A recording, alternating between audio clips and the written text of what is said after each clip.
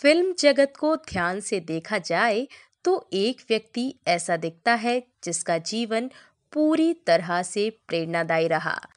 भले ही उनका जीवन गरीबी से गुजरा हो, पर आज वे अमीर कलाकारों की लिस्ट में नजर आते हैं।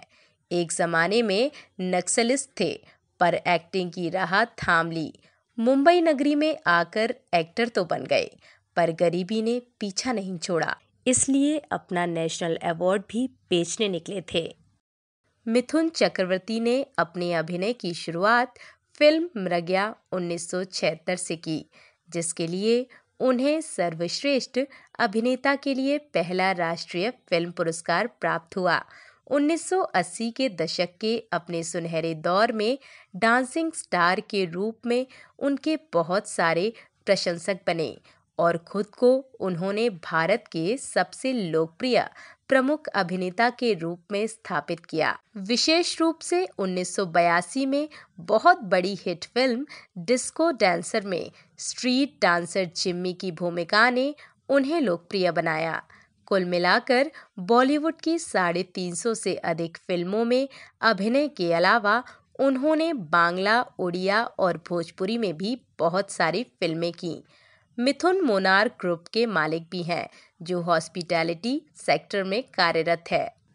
मिथुन चक्रवर्ती उर्फ गौरांग चक्रवर्ती का जन्म जून 16, 1952 को कलकत्ता में हुआ था और कलकत्ता के ही विख्यात स्कॉटिश चर्च कॉलेज से उन्होंने रसायन विज्ञान में बीएससी स्नातक की डिग्री हासिल की। उसके बाद वे भारतीय फिल्म और टेलीविजन संस्थान पुणे से जुड़े और वहीं से स्नातक भी किया। यह बहुत ही कम लोगों को ज्ञात है कि मिथुन फिल्म उद्योग में प्रवेश करने से पहले कट्टर नक्सली थे, लेकिन उनके परिवार को कठिनाई का सामना तब करना पड़ा जब उनके एकमात्र भाई की मौत दुर्घटनावश बिजली के करंट लगने से हो गई। इसके बाद मिथुन अपने परिवार में लौट आए और नक्सली आंदोलन से खुद को अलग कर लिया। हालांकि ऐसा करने के कारण नक्सलियों से उनके जीवन को खतरा उत्पन्न हो सकता था, क्योंकि नक्सलवाद को वन वे रोड माना जाता रहा है। यह उनके जीवन का एक महत्वपूर्ण मोड़ साबित हुआ और जीवन में उन्हें आइकॉनिक दर्जा प्रदान करने में मुख्य कारण बना। यह बात भी कम ही लोग जानते हैं कि उन्होंने मार्शल आर्ट में महारत हासिल की है।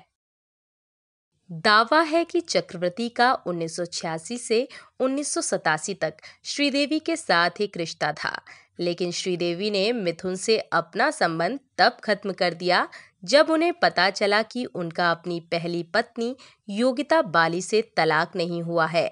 माना जाता है कि चक्रवर्ती और श्रीदेवी ने गोपनीय रूप से शादी की है और बाद में यह संबंध समाप्त हो गया। मिथुन ने योगिता बाली से शादी करने से पहले हेलेना से शादी की थी। हेलेना से शादी के पहले मिथुन का अफेयर सारिका के साथ था, लेकिन कुछ ही दिनों में सारिका से ब्रेकअप हो गया था, जिसके बाद मिथुन को साथी की तलाश थी। उसी समय उनकी मुलाकात हेलेना से हुई थी। मिथुन को हेलेना से एक ही नज़र में प्यार हो गया था। मिथुन जितना हेलेना के प्यार में पागल थे, उतनी हेलेना नहीं थी। एक इंटरव्यू में हेलेना ने कहा था, मिथुन सुबह 6 बजे से लेकर रात में सोने तक उन्हें शादी के लिए मनाया करते थे। वो हर दिन मुझसे मिलते थे। आखिरकार उन्होंने मुझे खुद से प्यार करने के लिए मजबूर कर दिया।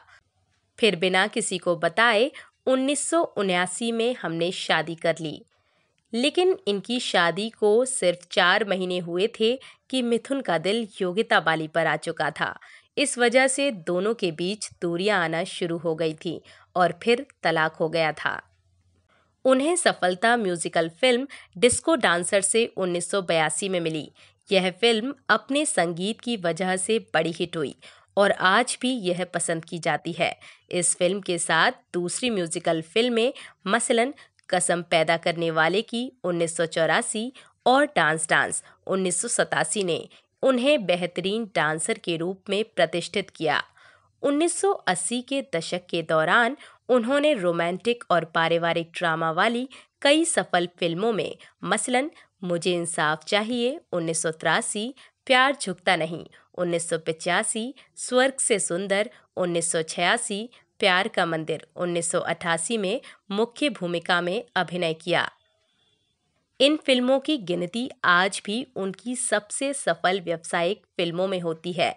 वांटेड 1983, बॉक्सर 1984, जागीर 1984, जाल 1986, वतन के रखवाले 1987, कमांडो 1988, वक्त की आवाज़ 1988, गुरु 1989, मुजरिम 1989 और दुश्मन 1990 फिल्मों में उन्हें एक्शन हीरो के रूप में मान्यता प्राप्त हुई। 1980 के दशक के मध्य में उन्हें अमिताभ बच्चन के एक प्रतिद्वंदी के रूप में देखा जाने लगा, क्योंकि उन्होंने दर्जनों एक्शन और ड्रामा से भरपूर फिल्में की, जिससे उनकी छवि एंग्री यंग मैन की बनी, जो समाज की बुराइयों और भ्रष्टाचार से लड़ता है। उनकी यह खासियत बच्चन जैसी ही थी। इसी तरह उन्होंने अपने समय की बॉलीवुड की कुछ बड़ी अभिनेत्रियों जीनत अमान, पद्मिनी कोल्हापुरे, रति अग्निहोत्री, रेखा, श्रीदेवी, माधुरी दीक्षित समेत कईयों के साथ काम किया है। मिथुन को न केवल व्यावसायिक सफलता मिली, बल्कि समालोचकों की प्रशंसा भी प्राप्त हुई। मृग्या, ताहादेर कथा और स्वामी विवेकानंद में उनके अभिनय की व्यापक रूप से सराहना की गई और उन्हें राष्ट्रीय फिल्म पुरस्कार से भी सम्मानित किया गया। उन्होंने 2 फिल्म फेयर पुरस्कार भी जीते।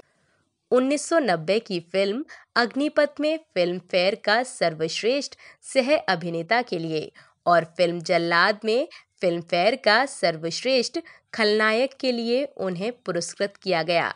इसके अलावा प्यार का मंदिर 1988 और मुजरिम 1989 में उनके अभिनय को सराहा गया।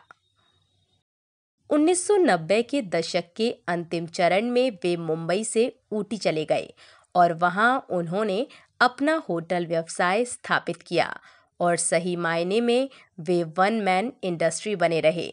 उन्होंने 12 साल से अधिक समय तक 80 से अधिक फिल्मों में काम किया। उसके बाद वे अपना ध्यान मुख्य धारा की हिंदी सिनेमा से हटाकर कम बजट की बी ग्रेड फिल्मों में अभिनय करने लगे। ये फिल्में मुख्य रूप से मध्य प्रदेश और बिहार के दर्शकों के लिए बनाई जाती रहीं, जहां मिथुन के प्रशंसक अब भी भरे पड़े हैं। 1994 से 1999 तक लगातार 5 वर्ष के लिए वे देश के सबसे बड़े करदाता रहे। इसके बाद 2005 में फिल्म ऐलान के साथ उनकी वापसी मुख्यधारा की हिंदी फिल्म उद्योग में हुई, जो सफल नहीं रही। बॉलीवुड करियर के समांतर मिथुन चक्रवर्ती अपनी मातृभाषा बांग्ला फिल्मों में उतने सफल नहीं रहे। हालांकि उनकी यथार्थवादी या कला फिल्मों को सराहा गया। बम्बई जाने के बाद और मुख्यधारा की हिंदी फिल्मों में एक स्टार के रूप में उनकी लोकप्रियता बढ़ते जाने से मुख्यधारा की बांग्ला फिल्मों में मिथुन लगभग गायब हो गए।